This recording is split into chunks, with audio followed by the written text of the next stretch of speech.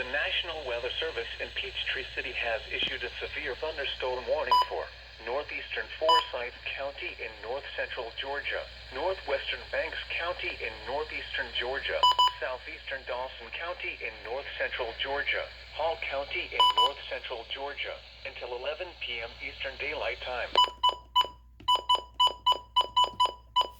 Severe thunderstorms were located along a line extending from near Silver City to near Murrayville to near Raoul, moving southeast at 20 miles per hour. Hazard, 60 miles per hour wind gusts. Source, radar indicated. Impact, expect damage to roofs, siding, and trees.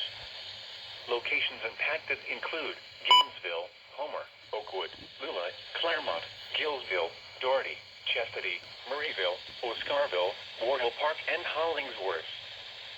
For your protection, move to an interior room on the lowest floor of a building. If you see wind damage, hail, or flooding, wait until the storm has passed, and then call the National Weather Service toll-free at 1-866-7-634-466 or tweet us your report at NWS Atlanta.